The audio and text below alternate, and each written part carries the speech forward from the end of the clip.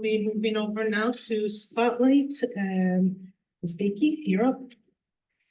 Thank you, Chairwoman Carpio. Good evening, everybody. This evening we have two spotlights. Our first is ADHD Awareness Month, October 2025. The Norwalk Board of Education is proud to recognize the month of October as ADHD Awareness Month. This year's national theme is The Many Faces of ADHD, and the month of October is dedicated to raising awareness around attention deficit hyperactivity disorder, which affects millions around the world. This month provides the opportunity to educate, advocate, and support the adults and children who live with ADHD. ADHD is a neurodevelopmental disorder affecting 11% of school-age children. Symptoms continue into adulthood in more than 3/4 of cases. ADHD is characterized by developmentally inappropriate levels of inattention, impulsivity, and hyperactivity. ADHD is nobody's fault.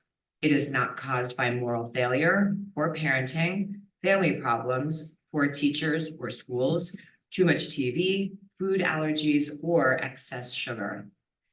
ADHD is a problem with the brain's self-management system or its executive functions, which can affect not only children, but many teenagers and adults too.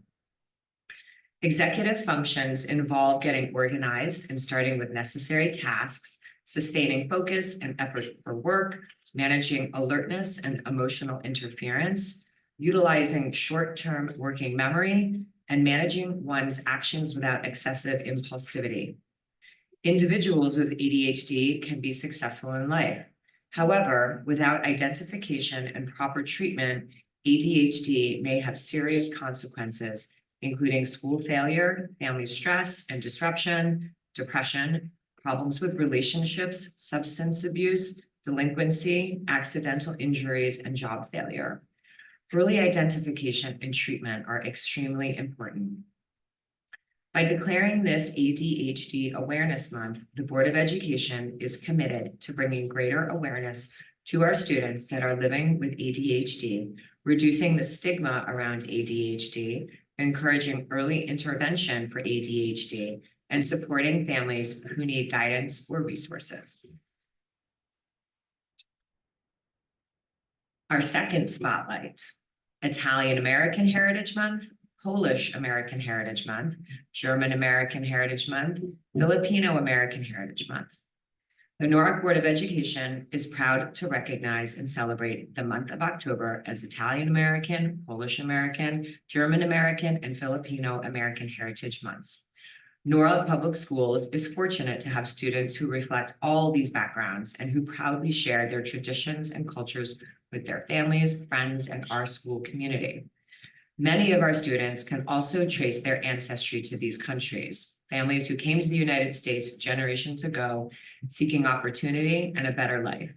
Today, their descendants continue to thrive and contribute to our community.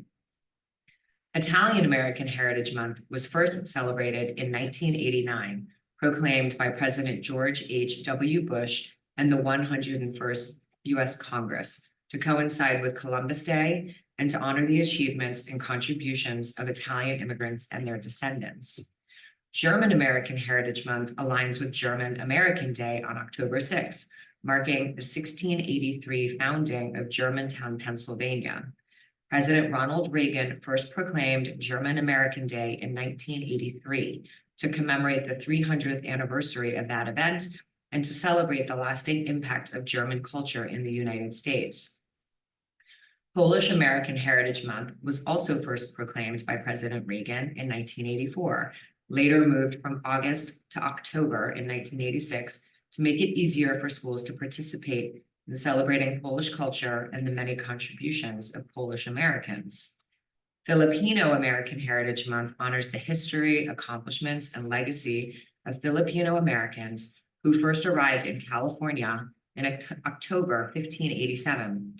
The U.S. Congress officially recognized the celebration in 2009, and President Barack Obama hosted the first Filipino American Heritage Month celebration at the White House in 2015. In recognizing and celebrating these diverse cultures, The Norwalk Board of Education reaffirms its commitment to supporting and protecting all students, no matter where they or their families came from or when. Our shared stories remind us that nearly all of us have roots in immigration, and that is something to take pride in.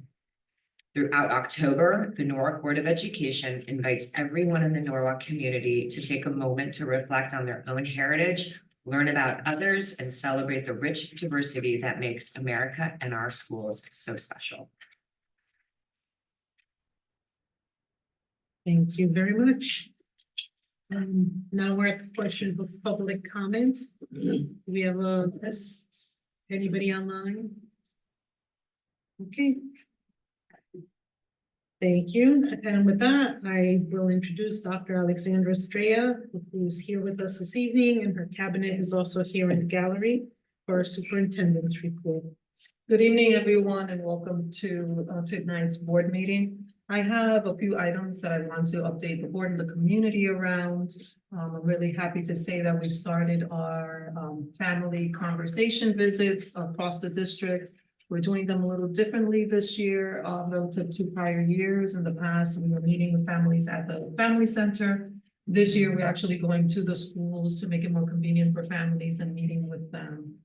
Today, we had the opportunity to engage families from the Sono community and listen to their feedback around things that are working well around the schools, things that need improvement, and things that they want us to keep into consideration as we plan to work forward.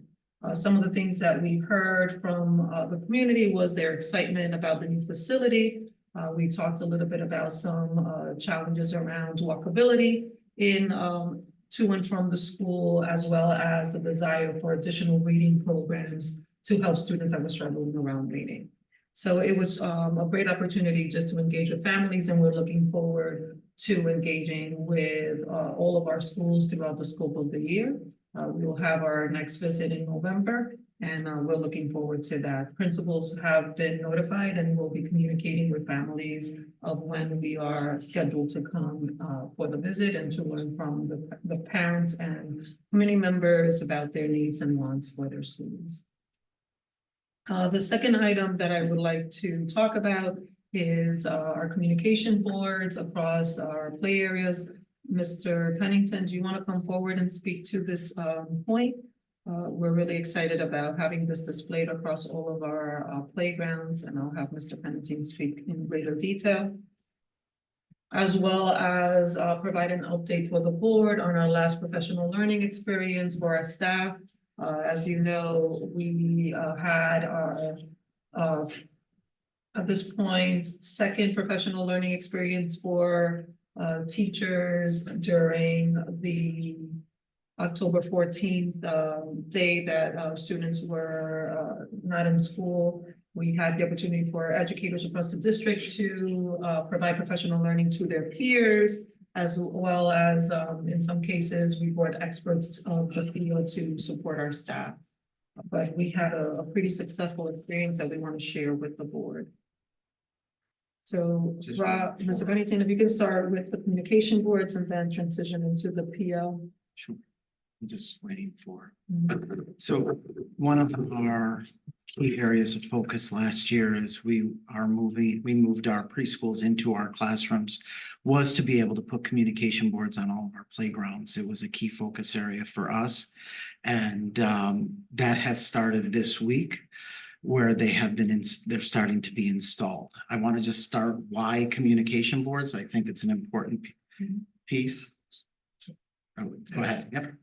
So when we talk about communication boards, we're really talking about ensuring communication access for all students. So our communication boards really give students with speech or language challenges a reliable way to express themselves. It also supports academic and social participation, reduces frustration and behavior challenges, advances our goals as a district around equity and universal design. It removes barriers so that all students can participate meaningfully, and then it empowers independence and self-advocacy. And so I'm going to just show you one of them that was installed today, and that is at Cranberry. And so they are all being installed, and you can see it's in English and in Spanish, and it's on our playground. And there's actually, we had a student today that was already utilizing the communication board at the school. And so we are putting them in 10 of our elementary schools. And it's an exciting time. And I think that it's really beneficial for all of our students. Any questions from the board about the communication boards? Rob, could you explain how a child would use that? Sure, if student can go and they can point and they can share. It's like an opportunity for communication to happen for students who may have some challenges with verbal communication.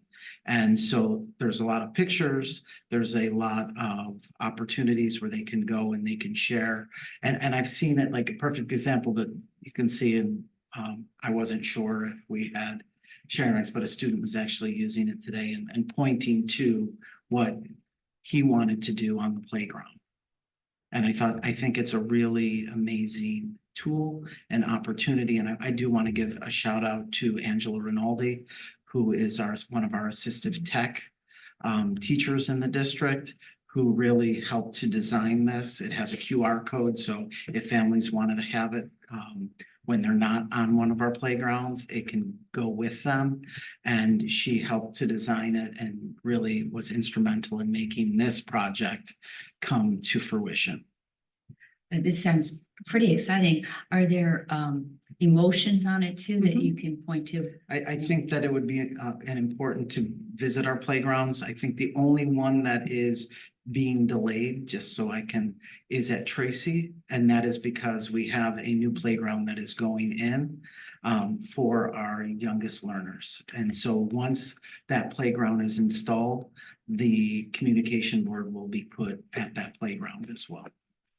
So this is being built at all the elementary schools. It's going to be at 10 right now, all of the schools that have a preschool. And Rob, it looks like it's in Spanish and English. Correct, on opposite sides, Yeah. yes. And what are the different colors? And So we have the different colors and different pieces. I wish I could pull up the actual piece for us to like actually look at it and go through it.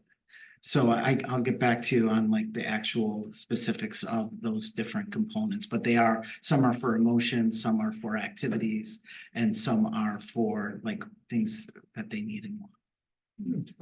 Rob, how did we get to this point? What led us to get to this point? I think that what got us to this point is how do we have all students to be able to access the playground to ensure communication's happening, to ensure independence is happening. And so it really comes down to access for all students. And we put our first communication board at NECC building. And so as we were putting out, moving our preschools, this was an important piece of our learning for students. And so to be able to have these and in all of our schools, this is not just for preschool students, this is for all of our elementary school students. And I think that that's an important piece. And I think that the shift from one preschool to all of our elementary schools is the catalyst. And it really, truthfully, is something that in the broader picture, we need to have in all of our schools. And so as we continue to go, we are going to add them into the schools that do not have them. Into the classrooms as well? We do. We have copies, students use them, and like that's part of if you can see on the right-hand side, you can see the QR code. And so that QR code actually takes you to the PDF version. Thank you. Absolutely. So we can forward copies of the board with Yeah. like a description of what they stand for your guidance, and we can post it on the board's website as well, so that people can reference it. 100%. Okay. The other one? Mhm.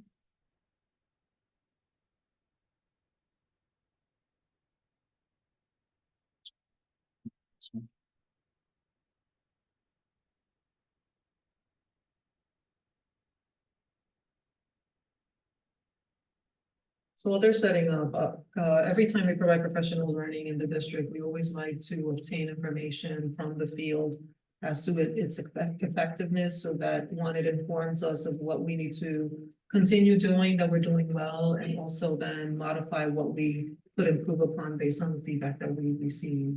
And every year we use this information to improve on our practice, but also take the guidance from the field of what we need to do better to more effectively support them. So the data you're gonna see today is based on our full day PD on October 14.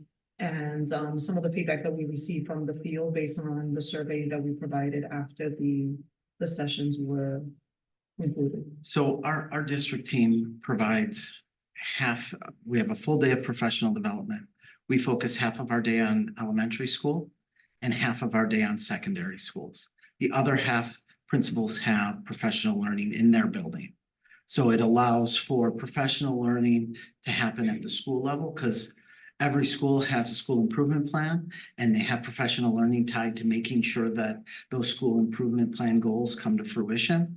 And we, as at the district level, we have our professional learning vision, which is really grounded in two key priority areas, which is the portrait of a graduate and our pre-K-12 literacy vision. And so as we are thinking about professional learning, it really comes down to how are we making all of our professional learning tied back to either our portrait of a graduate or our literacy vision. And we have many different areas across the organization. We have art, music, PE, library, media specialists. How do we provide each group with professional learning that is impactful to their role in the organization? And that's something that our team is constantly thinking about. Well, we know that we can't get to every single teacher. And so do you bring in an outside organization? Do you leverage the expertise we have in the district? And one of the areas that I think we have been very intentional about is how do we use our teachers to help professional learning? How do we involve our coaches? And when we do, we get their feedback. We get all of the teachers' feedback. And a perfect example is this. We had 400 teachers respond, which is a good number of responses for a survey. And of those 400, we had 82% positive rating on their professional learning. 82% of 4 or 5, which I think is phenomenal to get 4s or 5s out of 400 people. We had 56 or 13% that came back and gave it a 3, which I think those are important ones to look at, to say, what does that mean? Because they're not really taking a stance it was good or bad. They are in the middle. And so that's something that we are constantly analyzing so that we can provide high quality professional learning to all of our staff. And then we have our 1s and 2s, and overall, we're talking 4% up, which is 16 teachers.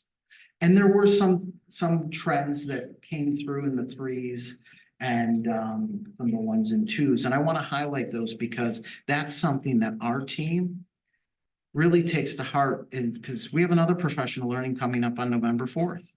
And how do we make sure that we are intentional and strategic to improve that experience? And so, if they gave a lower ranking, here were a couple of the comments, and these are actual comments that haven't been edited, just came right through.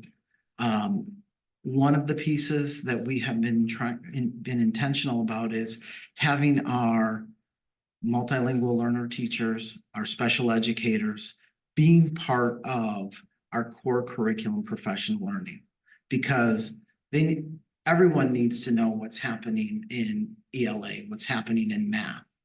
And so in our youngest learners, some of our special educators are pulling out students and using a resource outside of Wonders. They're using Spire, which is an Orton Gillingham tool that helps students who may have some reading challenges.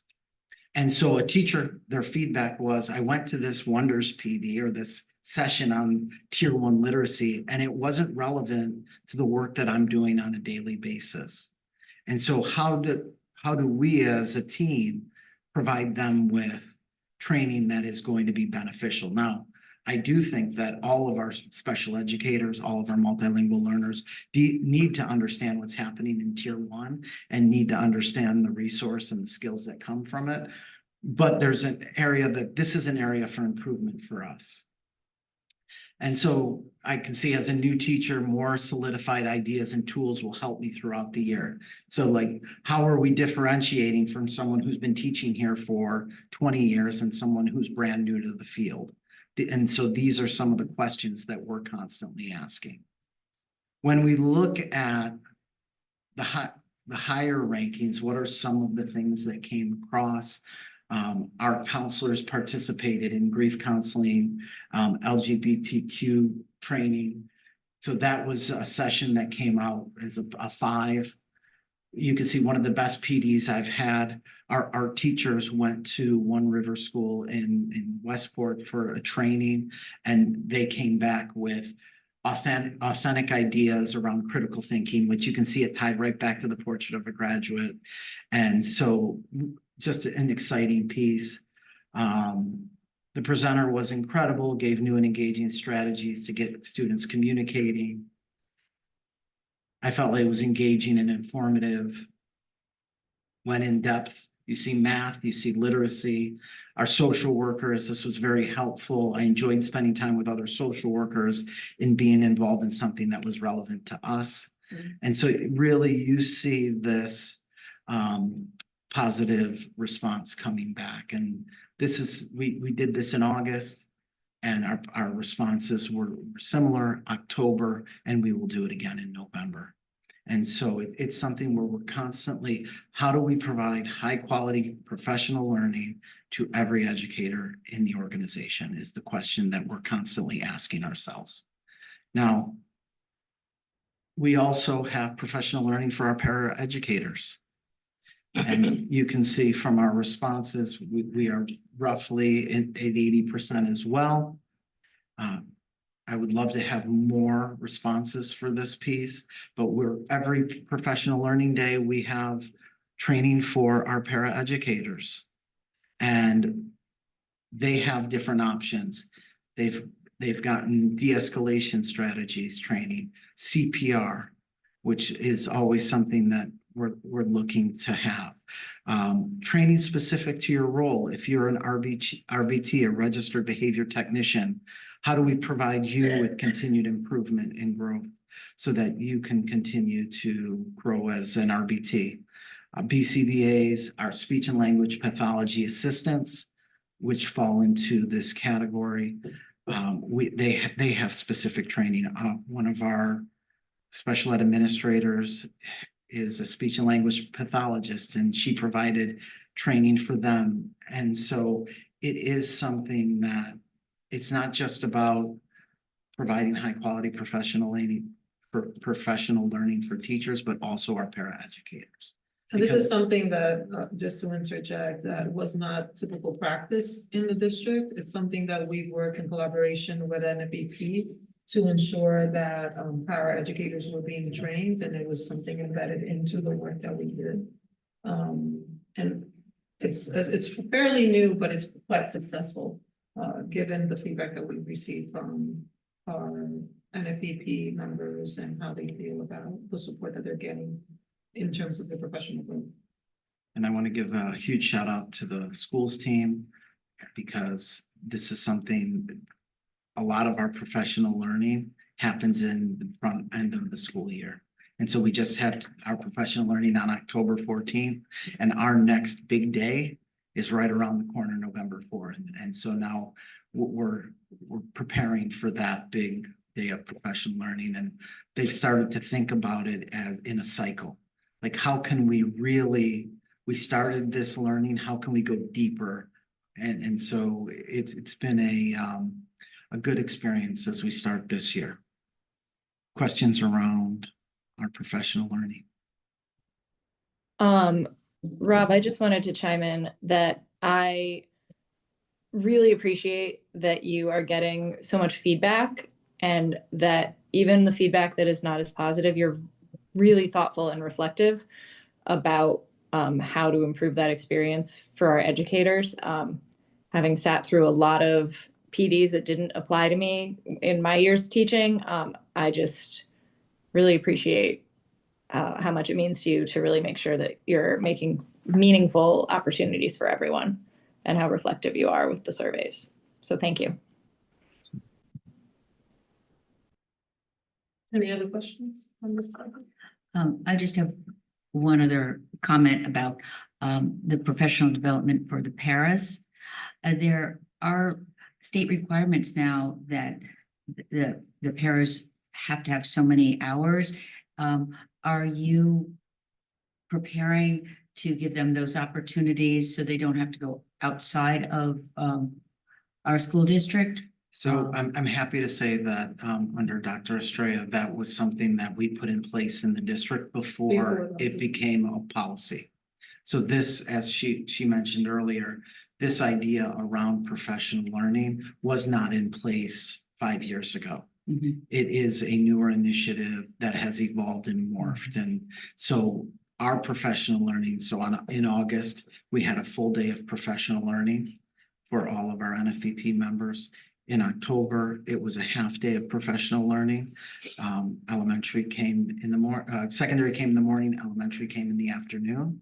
And then on November 4th, it's another full day. So out of all of those professional learning opportunities, they are meeting the requirements of professional learning and actually exceeding what those requirements are. And so this is something that we are constantly looking to, how do we make sure that things like our portrait of a graduate are also something that all of our paraeducators know. So Right, and my feeling about this is that the demands from the state just come in at a time that does help us all elevate our view of what paras do. They are so critical in a smooth running classroom that their knowledge has to be there too. And so I'm just really happy to see this. And because we understand the importance of their work, to us, it was critical for us to develop Yes. them. Because we wanted them to be effective in their practice in the classroom. So building their capacity was critical.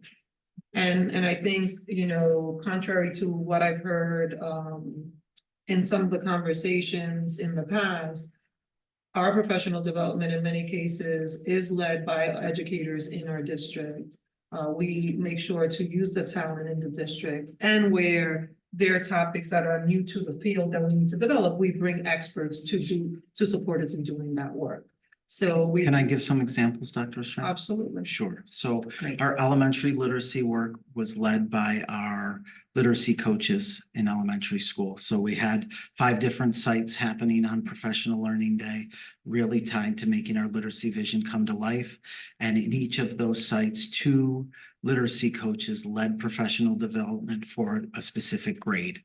Same in secondary. Our literacy coaches are the ones who led the professional learning in collaboration with Study Sync was our resource that we selected. And so part of selecting the resource, they provide professional learning. So we actually had different rooms and teachers were rotating into different sessions. So it wasn't just a 3-hour session with one person. They actually had a rotation. So 6th grade would go into session 1, then they go to session 2 and session 3, and our coaches were integral in leading that part.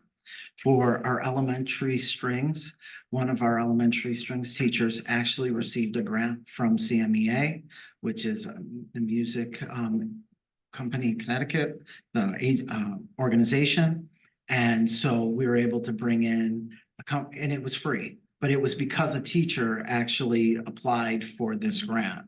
For our elementary band, 2 elementary band teachers led teachers through professional learning. One did a lesson share and they talk through the lesson, and everyone was able to talk about like what went really well and what are some of the tips and tricks that they can adjust.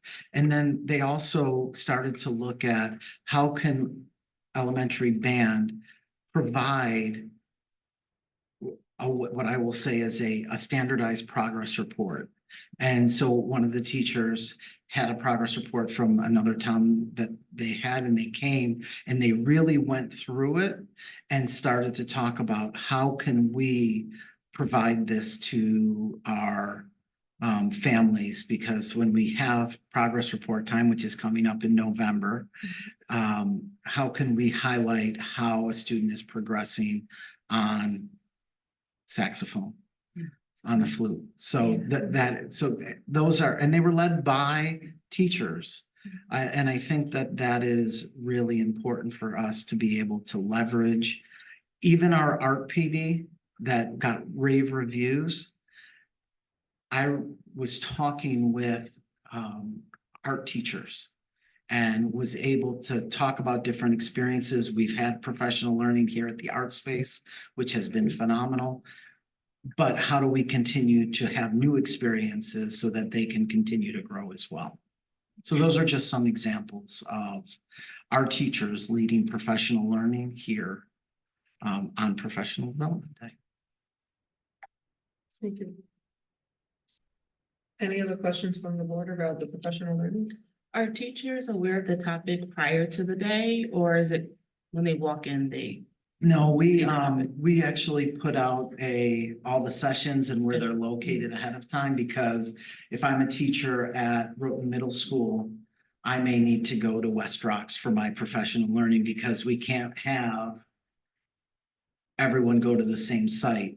And so we have like third grade was in the Marvin Library, third grade for literacy.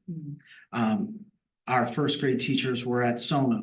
So we have a whole professional development document that actually highlights what the professional learning is, what the session topic is, who's leading it, and where is it located. And that goes out to principals first, and then it goes out to all of the educators in the district. Thank you. Any other questions? I had one quick question. Is there any element of choice for the teachers, or pretty much, based on what grade level or subject matter, that's where you are headed for that day? So we're always looking to bring in choice. I think you remember that we have led a Norwalk Ed Camp model, which is there's X number of sessions and people get to go and choose the sessions that they want. I do think that this year, because we're being extremely strategic around things like the literacy vision and the portrait of a graduate, those have been really the focus areas of our professional learning for this year. But I will say on November 4th, our elementary music teachers, they're going to have a round robin choice where different music teachers in different blocks are going to present on different topics. Like one is going to present on ukuleles, and then another one is going to present on X, and the rest of the music teachers will get to choose which one they go to. But that is all being led by our music teachers in district. That there's no one else coming in for that professional learning. They are going to be providing that professional learning. But there is choice in that session. Thank you, Rob. And I thought it was important to highlight this piece, and we'll continue to provide the board with updates as we continue to provide our professional learning, because I think that there is a misconception in the field that we contract out professional development all the time, which is not the case. Where we have the expertise, we obviously leverage that expertise in the field. Where we don't have that expertise, we actually bring experts to support the field in those areas. And I think that that's important to highlight. So thank you for that. Absolutely. What would be the percentage of staff development we are outsourcing? I think the biggest thing right now that we are outsourcing is our work around the literacy vision. And we have a partnership with TNTP because we're building capacity around standard-based learning as well as helping staff in the implementation of practice based on how we have designed our literacy vision. I don't know if you want to say more. Well, to that. and I think that depending on the professional development day, so like in August, as Dr. Estrella mentioned, TNTP led our professional learning for all of our elementary staff. But in October, it was our literacy coaches. So like there was that shift, right? And so that's an example. But if I were, I'm just trying to run through all of our sessions. I would say that we're 60% our own staff and 40% also external. So like an example of that though is we have a grant with the Arthur Miller Foundation we talked about last year. And so all of our theater teachers they're participating in a year-long professional learning. And it's an external partner, but it's not costing the district any money for them to participate. And it's very specific to their role and it's allowed them to continue to grow. So. Thank you. Thank you. Absolutely. And the last piece that I want to provide a quick update, Ralph and Cece alongside Ms. Carpio and team have been working on cell phone policy. As part of that, there are certain regulations that we have to put into place.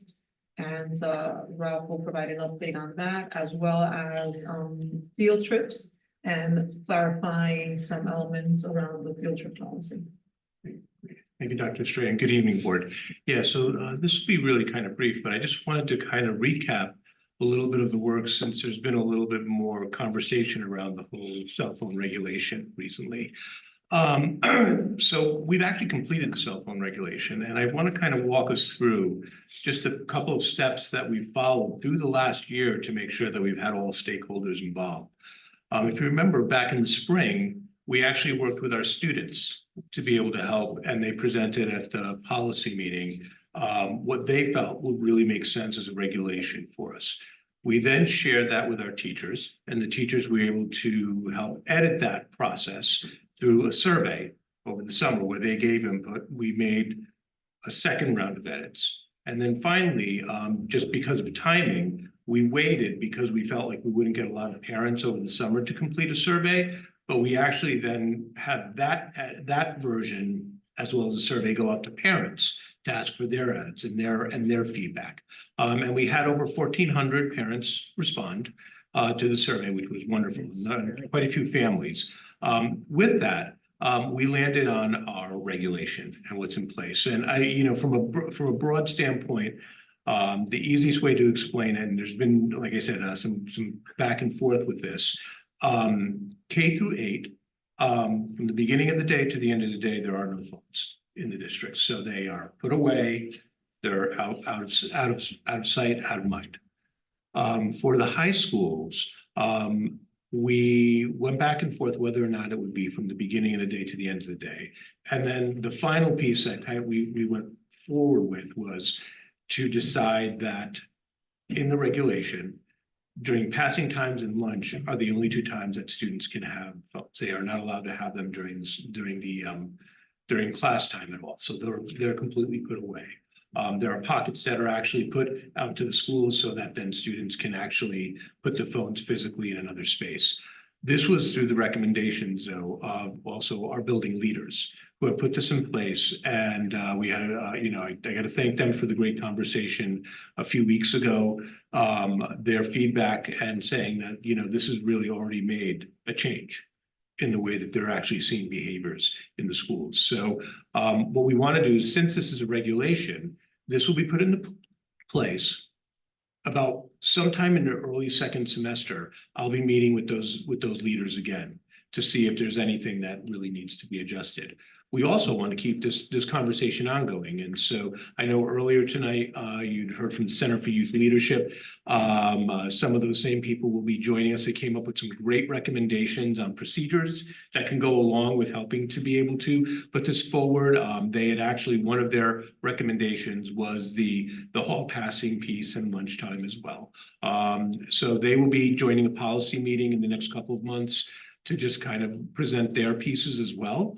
We'll just keep moving forward. This is going to be a constant iteration. The nice thing about that is that we actually are getting constant feedback. So we're really excited, but schools have already put this into play. So, I mean, this is actually working in our schools, and we're actually seeing, you know, from the feedback that we're getting so far, you know, positive feedback in general. Any questions on the cell phone regulation at all? No questions, but it's very important that the public understands that we do have students, parents, teachers, staff, and leadership that are constantly emailing us, calling us, having these conversations. And, you know, we do take into, you know, consideration everything that's given to us.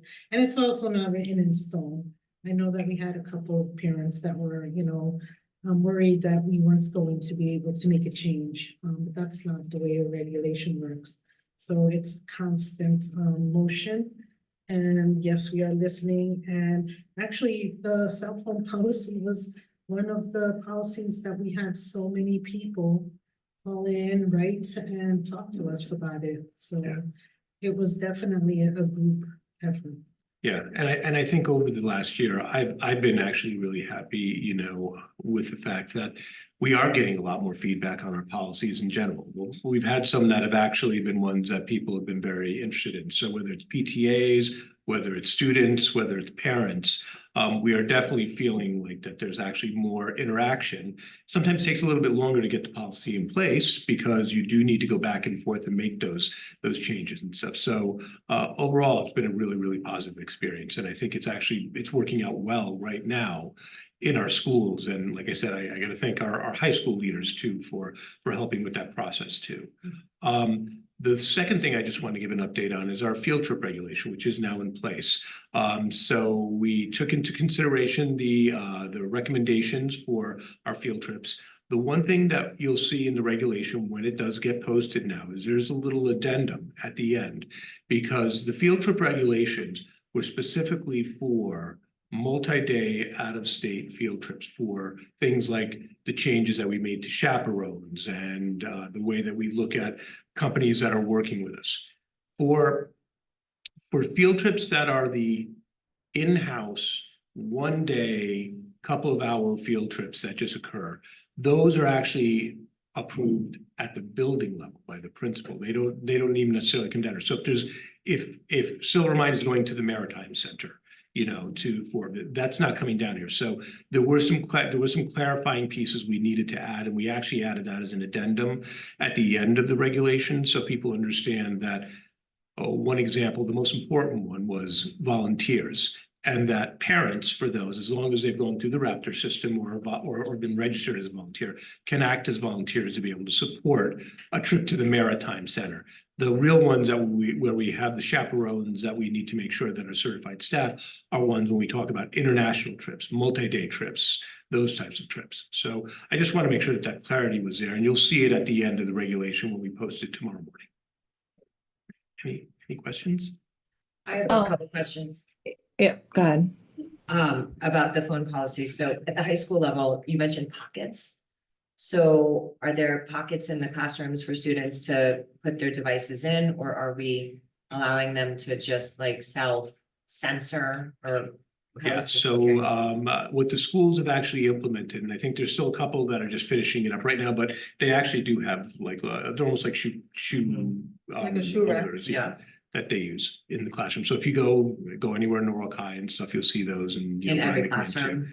Yeah, They have them? They, like I said, I think Brian, the Norwalk High actually even coordinated all of them to be identical and stuff. I don't know if I don't remember if Brian McMahon actually did the same thing, so. Right, and included in this, and sorry if I'm not following this, you said it's a policy, but it's it's kind of a work in progress too, so it's like a regulation, So where are we in We've this? always had a personal device policy, so that was always in place. It was the regulation and how you implement it is what we were actually working our way through.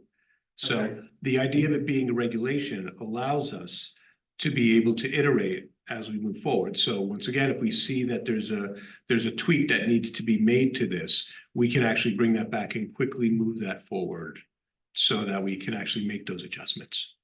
And it's on the teachers to be policing this? Well, it's part of their code of conduct. So, you know, the idea is that students know that they're not just like anything else. If there's an issue and there needs to be a disciplinary issue with it, it gets handled just like any other discipline issue. So, And that disciplinary, you And know, that's what- 1 strike, 2 strike, like that's all Yeah, documented as part of it? yes, so it's part of their code of conduct. So we didn't want to make it anything separate than the way that they offer any other types of discipline. And that's one of the main pieces of feedback we got from the teacher survey was we just want consistency. We want to make sure that it's the same in every classroom. That Yeah, was their it's biggest piece. So working. that's, we made sure that was. And it was working really well with the McMahon. Yeah, there was a lot of feedback because I know that they had implemented really early around this and they felt like this was something that was positive.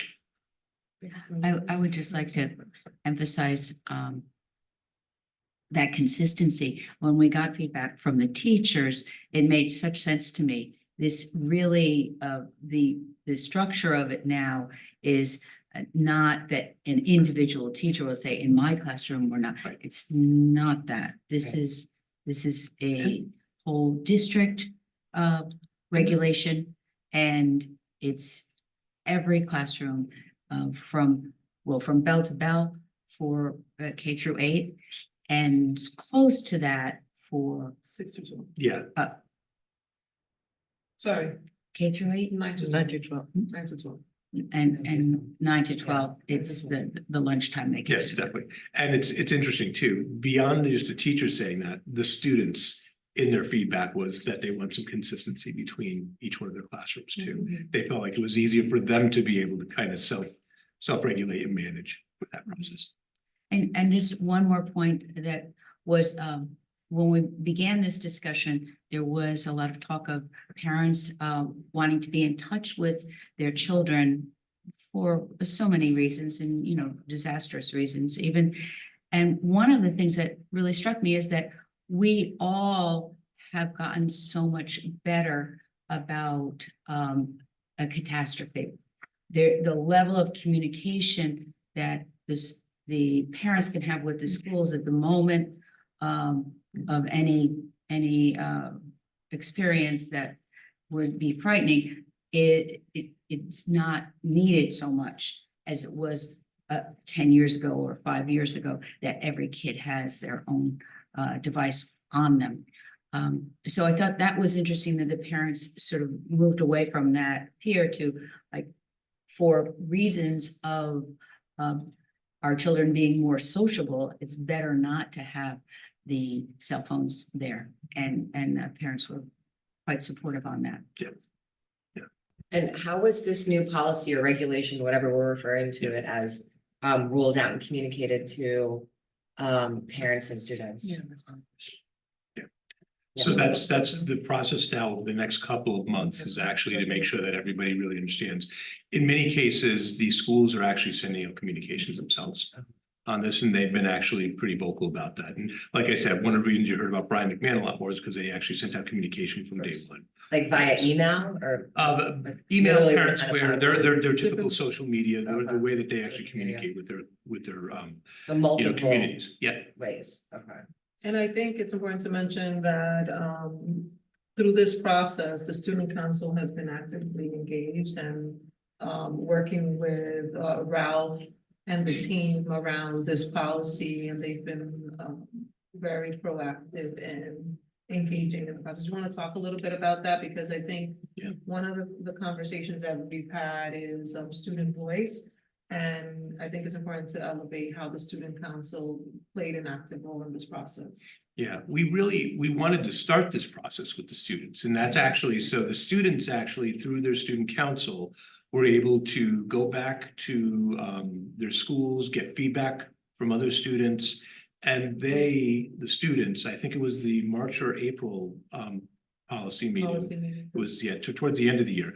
They came in and actually presented what they felt like would make sense as the regulation. And so that was our starting point. That was our draft to work from there. And then we're bringing it full cycle around because many of those students that work with CYL and student council would like to actually now come and just talk about, you know, maybe some of the more nitpicky little things of procedures that can help within the schools to be able to implement this. But so we're really excited to have them join policy again in the next few months.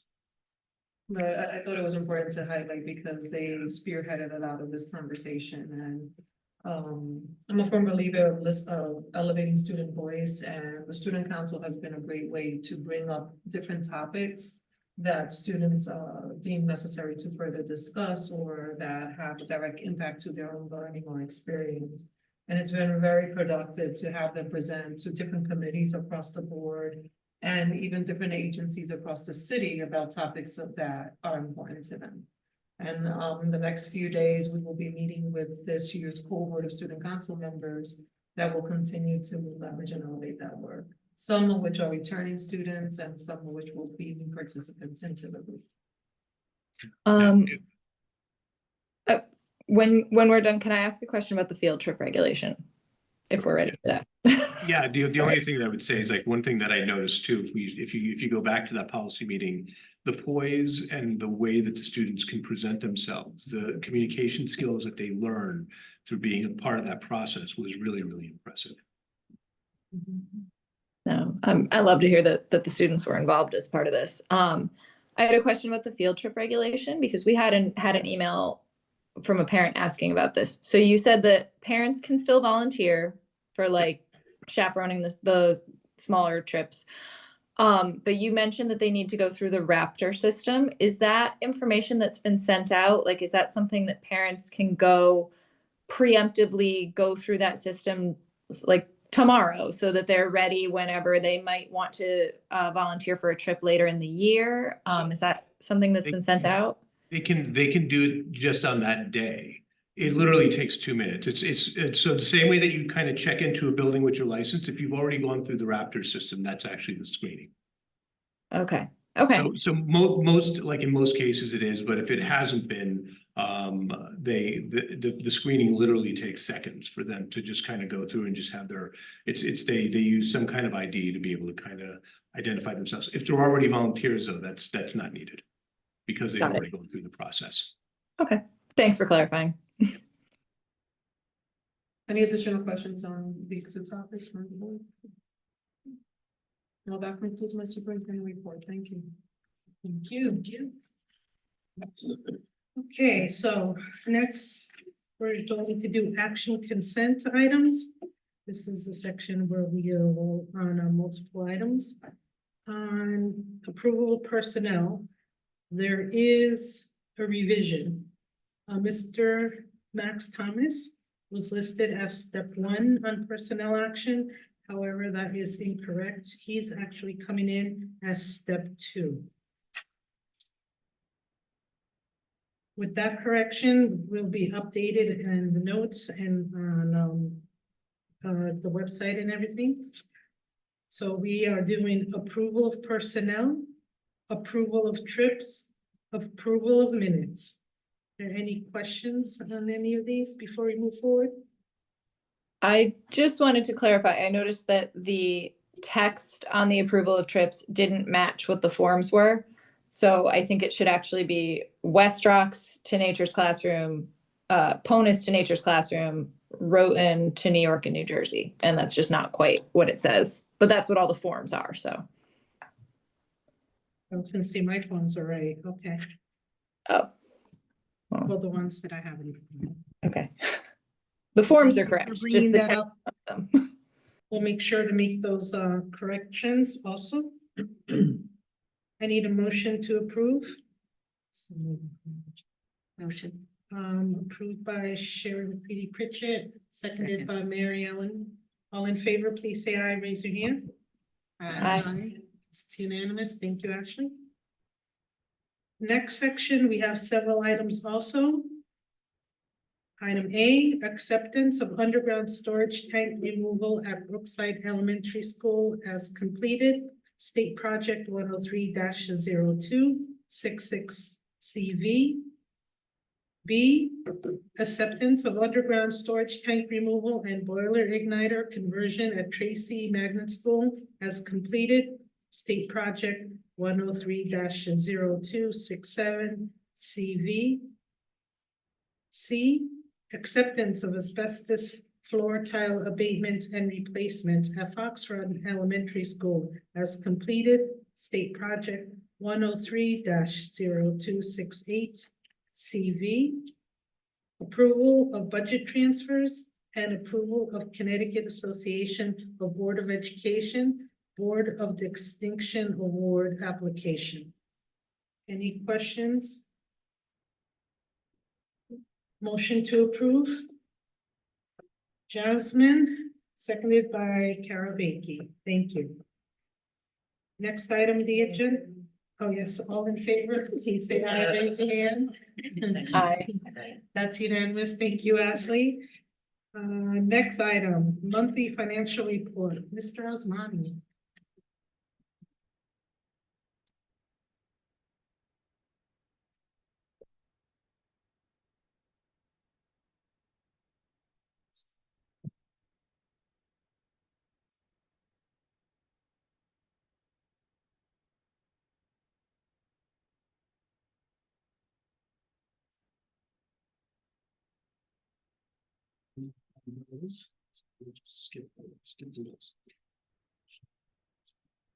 Good evening, board. I'll just take a couple of moments just to walk you through the monthly financial report as of September 30th. You should have also received the budget book Yes. as well in your cubicle. So we published that this week. So you have that for your reference. It does have a lot more detail than what I have in front of you. So the FY26 budget looks as is. This is a presentation similar to what I presented in September at the joint public hearing. So as you know, the initial approved budget was 242.7 million. Following subsequent conversations, we had an additional appropriation of 4.5 million into the general fund from the city and a $2 million appropriation fund to the our health insurance account for a combined total of 6.5 million. Of the 4.5 million, we have already received 1.5 million from the city. The balance, the 3 million, is dependent on the $10 million grant that the city got from the state. So the city hasn't yet received the $10 million, but when they do, the plan is 3 million of that to be appropriated to the Board of Ed. But that 4.5 million for us was used to reinstate positions. We have just over 50 positions that were reinstated. Those positions are already in the budget. We're currently paying for those positions. So as you look at the year-to-date expenditures up until this point, it does include payment of those positions. And so we're using the funding that we have to pay for those positions. And then once the $3 million amount is received, we will apply that into the general fund and should carry us through the end of the year. But for cash flow purposes, as we are just in the beginning of the year, we do have funding to continue to fund those positions for the next couple of months. So as far as the general fund, again, you'll see here, we want to be very distinct in separating, showing that $4.5 million is part of what we consider our appropriation.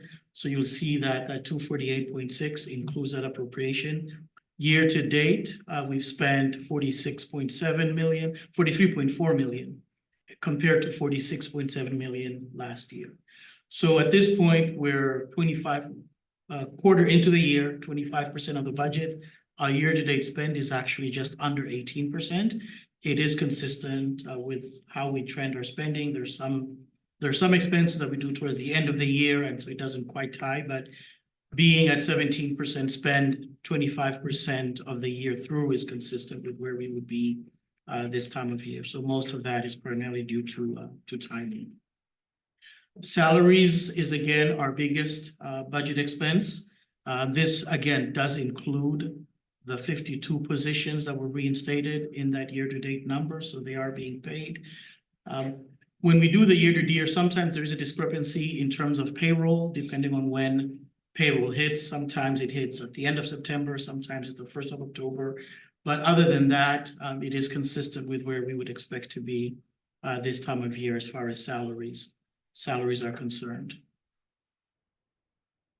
As far as benefits, again, the biggest chunk of our benefits expense is transferring funds from the general fund for our health insurance account into the health insurance account. We make those transfers quarterly, and that's about 90% of these benefits expenses.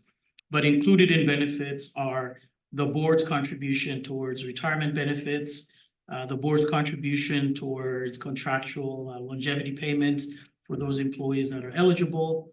We also pay Social Security taxes on behalf of our employees as an employer and our unemployment compensation. But the biggest chunk of these benefits are the health insurance, and we've already made that first quarter payment, and that's why you see that just under $9 million. And so we'll be making those throughout the year, and you'll see that number grow as we go through the year. We are monitoring our health insurance account. You'll recall that last year, the city actually contributed $2 million towards health insurance, and we also contributed the balance of our carryover from prior years. We had $2.5 million, but we also had to contribute that towards the health insurance just based on how the budget was trending that particular year. But so far we're trending well, and I don't see, at this point, I don't see any concerns with transferring funds to our health insurance account. Professional and technical services, primarily these are services that we purchase that we don't provide ourselves. The biggest expenses here are our contracts for our behavioral services or SPED related services, those that we contract out. Those are paid out of our, you'll see in your line item that you have the detail, our 330 accounts. That's where we pay entities like Constellation and all of those providers that provide those services. So the biggest chunk of this is behavioral services. But from these accounts, we also pay our custodial service contracts. And this is where we also pay our substitute contract for our substitute services. We have a third party that goes out and recruits substitute services for us. We will actually be going for an RFP this year. We currently have ESS, but we're in the 5th year. And so we'll be doing an RFP to go out and see if any other entity can provide us equal or better services. But that's something that we're also working on with relation to substitute services. Property services, again, it's consistent. The biggest item in property services is our FINICO contract for custodial services. That's part of this expense. And then also repairs and maintenance. As you know, this year we started Sono, so that's a new building that we now have that's being serviced both from a custodial standpoint and a security standpoint. But again, that is also trending consistently with where we would be this time of year. Other student services, this is kind of our big one. This is where we pay for SPED expenses for local education agencies and also our out-of-district tuition. These are the biggest two expenses in that area. Our transportation contract is also considered one of these other student services. And so those are the 3 biggest drivers. You just approved a series of transfers related to SPED. What we were able to do this year is our SPED line item, as you recall, for the 2 prior years, we had underfunded the amount necessary for SPED. And so we were kind of scraping funds across other line items to make SPED whole. This year, we were able to budget close to what we anticipated to be. Now, there may be some overages just based on, students getting identified and the types of services that they need. But for the most part, I think we've gotten back to where we were usually, where we try to budget as close to what we anticipate spending. So we didn't underfund SPED this year. But again, that is also consistent with where we would expect to be this year. And then supplies and materials, primarily, this is where we pay our electricity bills, our natural gas, under instructional supplies. And again, you have the individual line items in your budgets. But again, this is consistent. You see where we are this year is pretty much where we were this time last year, when you compare those two. Equipment is really instructional software and instructional equipment. And again, this is consistent. It's not a big line item. We do have quite a majority of our equipment expenses are in the capital budget side. So we don't have a whole lot on the operating side. And so that's why this is lower than others. And then other objects is, I believe, close to the last final one.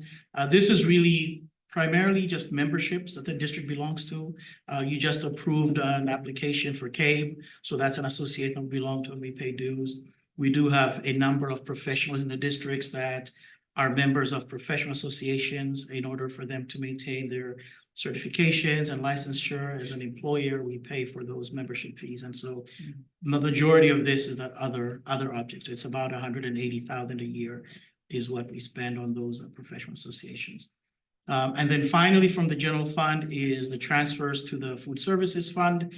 This year, we had approved a budget of just under 700,000 to go into the food services fund. As you know, this is something that we've had conversations. I do have some additional comments when I talk about the food services fund itself in terms of where we are this year and what we're anticipating in terms of some of the additional revenues. So that's the end of the general fund. I'll go to the grant fund and then I'll come back to the food services fund briefly. The grant fund, again, this is kind of where we expect it to be. We did receive exciting news on the grant side. There was some uncertainty with our the MSOP grant, that $15 million grant that we got for 5 years. We did get confirmation that for this upcoming year that grant is funded. And therefore, we're excited to receive that news. So we're okay for another year of that Magnet School Assistance Program grant. As we had shared during the budget, you'll recall that last legislative session, there was 800,000 additional funding for special education by way of the excess cost grant. We got 800,000 for the year that ended June 30th, but it was a 2-year deal. So there is another 800,000 coming this year related to the excess cost funding.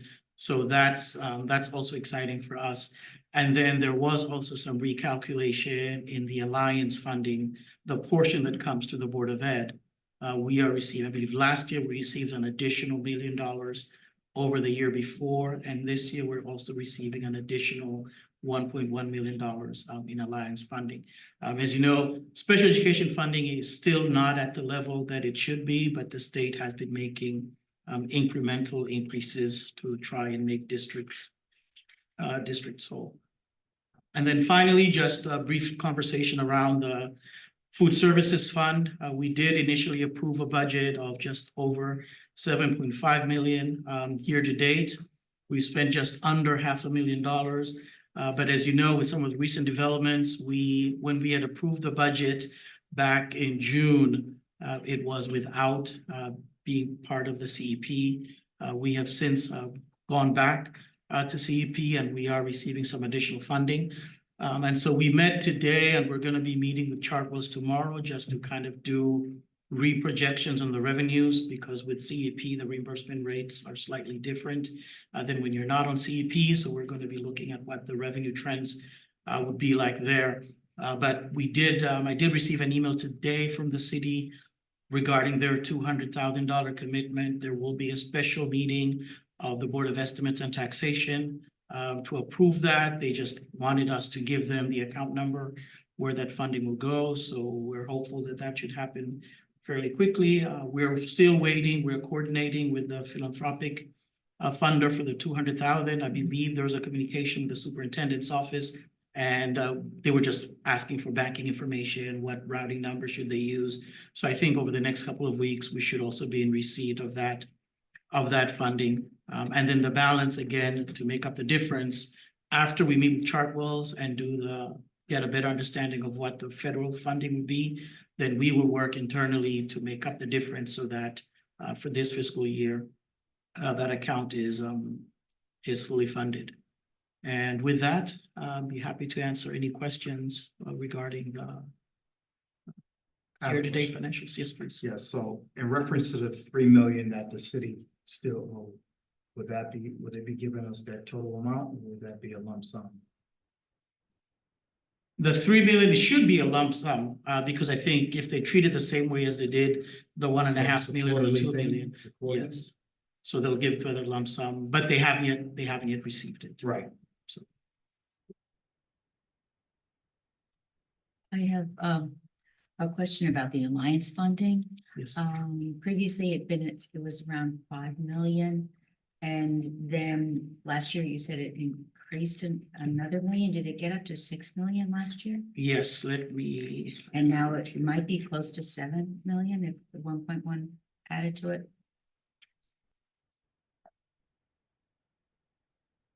the alliance funding for this year is 6.3, So it did go up. and last year it was 5.3, Last year was 5. and the year before it was 4.1. So incrementally that part. Yeah, so it's been increasing Which about goes- 1.1, 1.2. Just to say that funding comes from the state directly to us. Where the ECS. 10 million goes to the city and then eventually comes to us. Correct, so I So believe our, that's a. yes, so our total allocation for the district is about 16 million, 10 of which flows through the city, and then 6 comes directly to us. Good, and I just want to celebrate about the lunch monies that came in, that the philanthropic came together and the city matched funds, and this is a point of celebration for our students and for everyone. Well, the superintendent had been working on that for quite some time, I believe since May, trying to figure out how this could work, and it was great to see that it finally came together in October. Yes, But I it do was- It took a commend lot of work. the superintendent, I commend you Yes, for sure. that.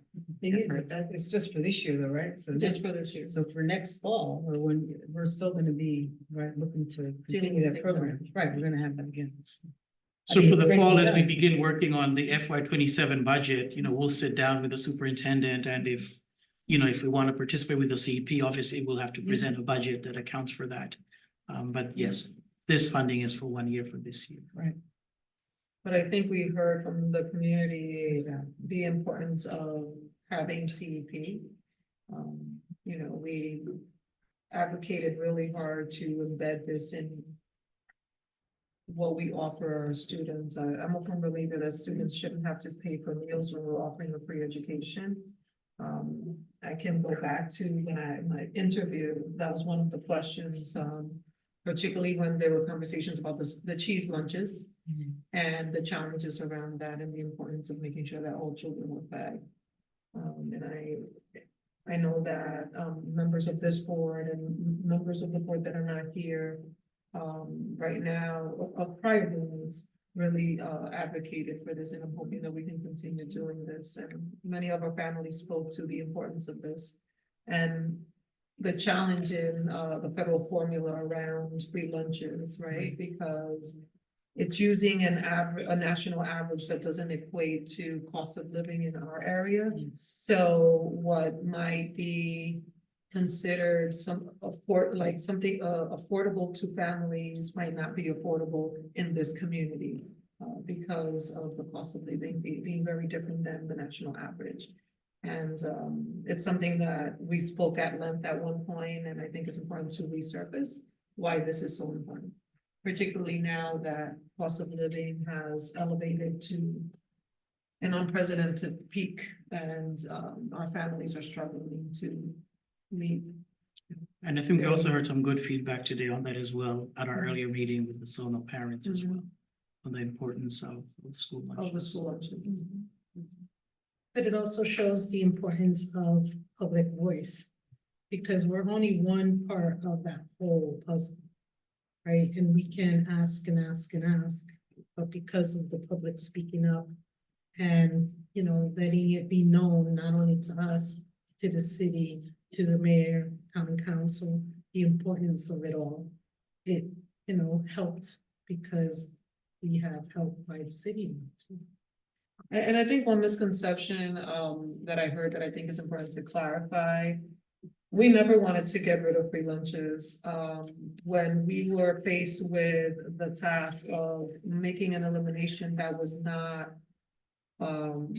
people Student face. or student facing, but also personnel.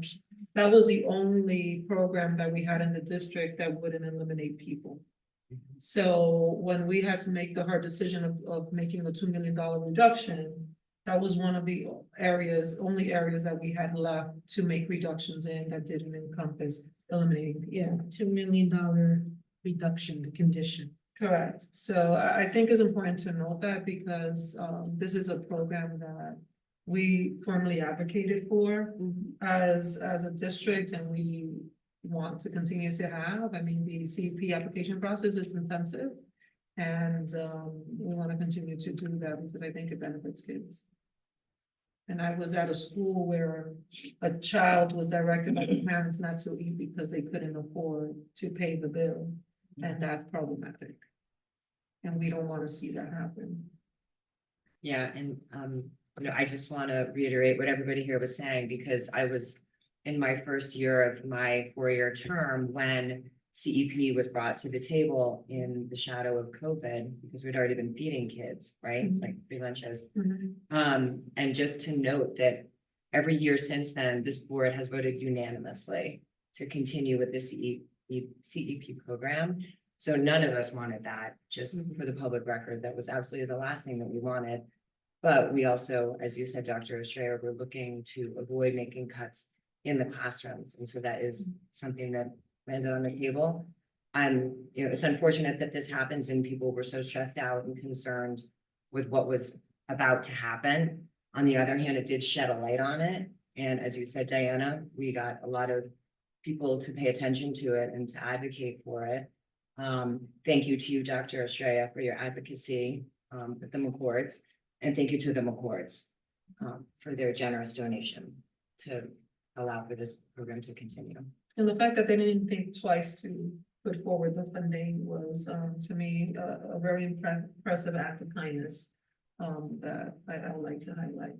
And like for years, Sandra, Lunda, and myself go before the BET when we're advocating for the budget to defend CEP, because it's an area that people always question, like why are we giving free lunches? And every year we stand there, either virtually or in person, really advocating for the importance of making sure that every child, regardless of their financial circumstance, has the access to free food. And every year we get pushback on the topic. So, and I think sometimes we forget what the cabinet and the board does on an ongoing yearly basis. And I want to elevate that, because it's been years of constant advocating after the COVID funds ran out, and then we applied for CEP and we started getting the free meals. Every year we have to go forward to the city and the council and the BET to defend the points of why free lunches are important. So I'm glad that people now see, particularly of those two governing bodies, that this is important and that the families value this at all levels of the system.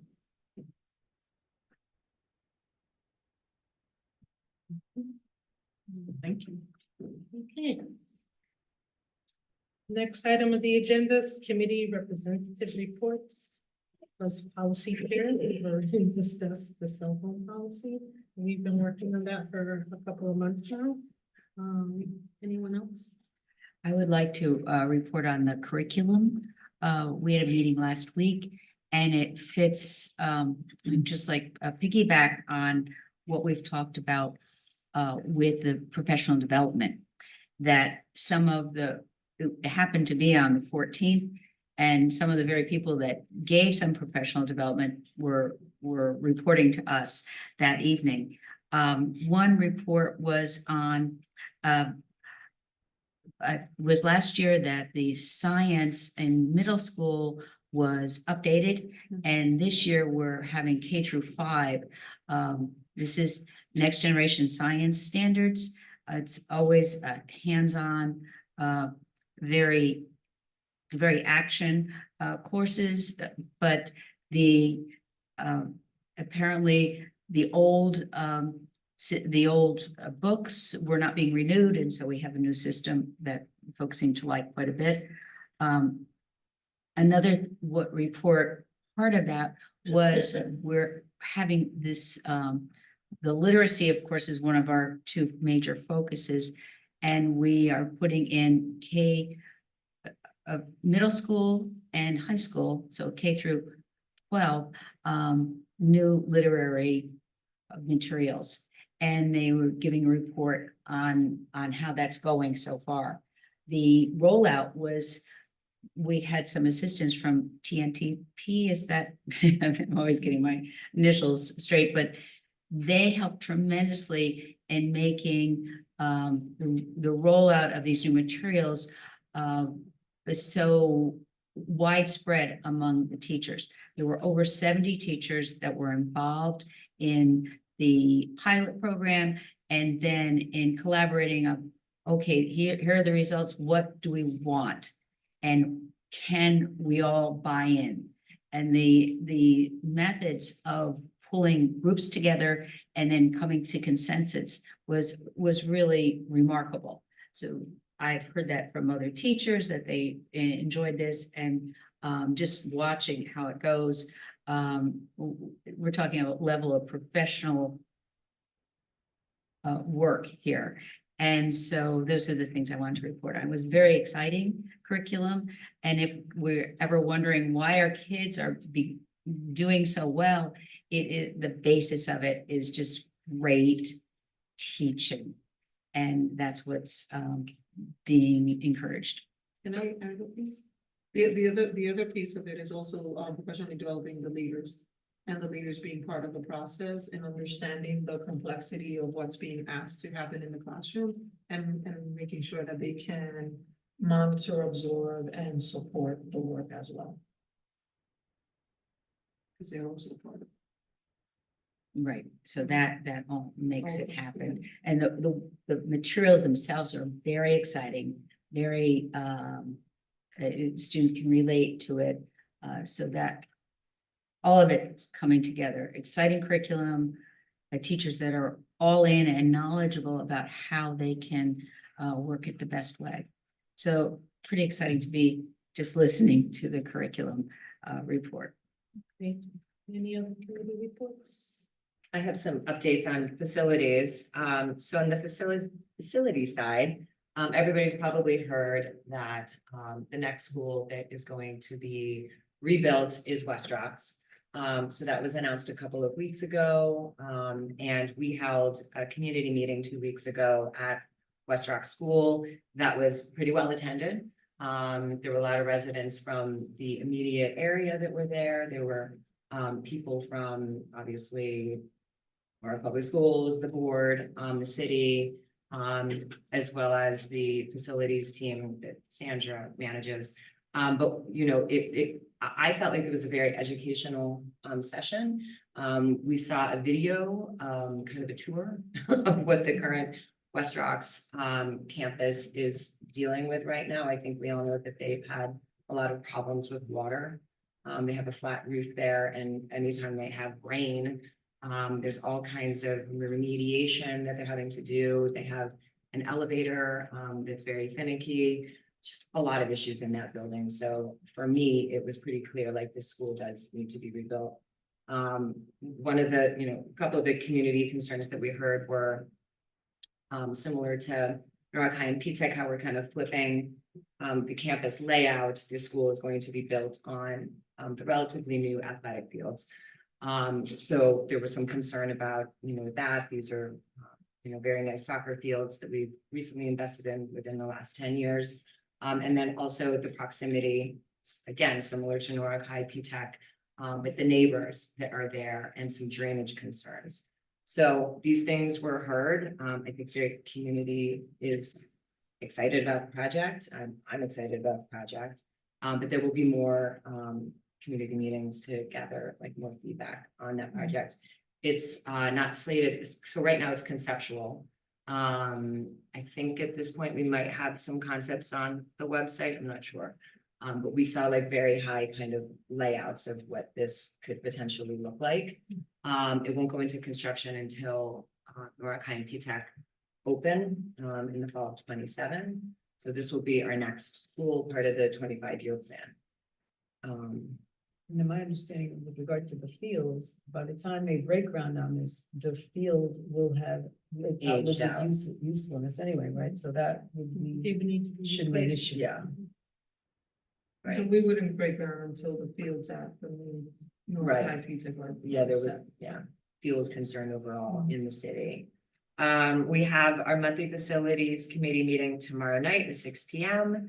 And then on the 30th, there is a meeting between Board of Ed and the city and the land use committee on common council about the new elementary school in South Norwalk and the naming of the school.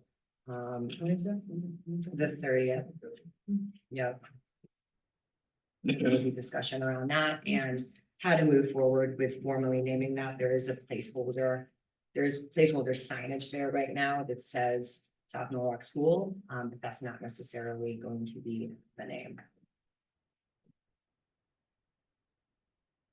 We had a specialized learning subcommittee meeting, and the team presented about dyslexia and what's going on in the district. And I think that, you know, in the past few years that I don't think dyslexia has been up at the forefront as much as it used to be.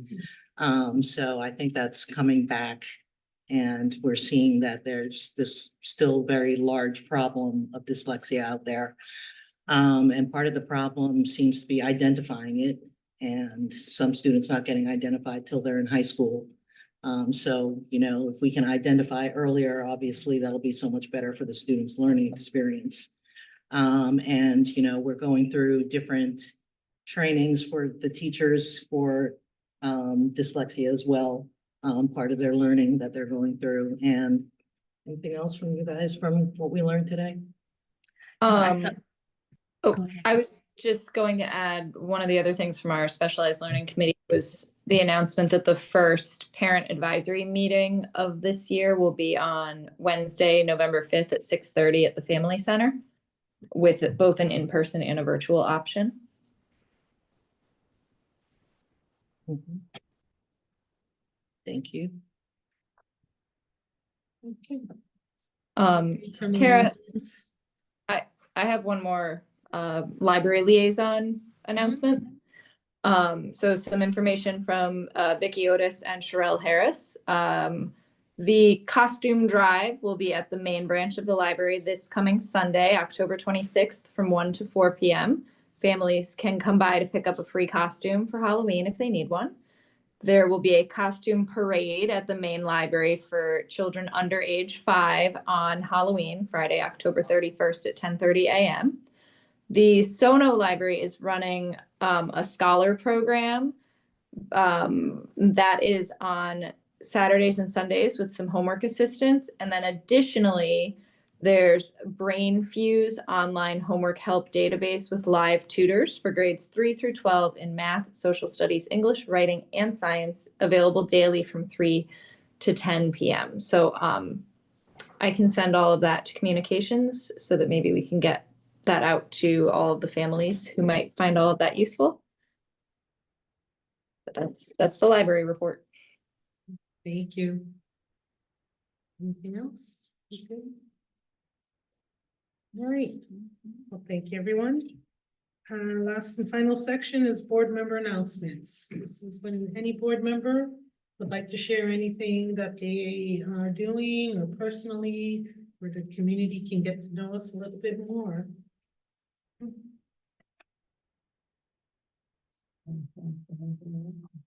Yes.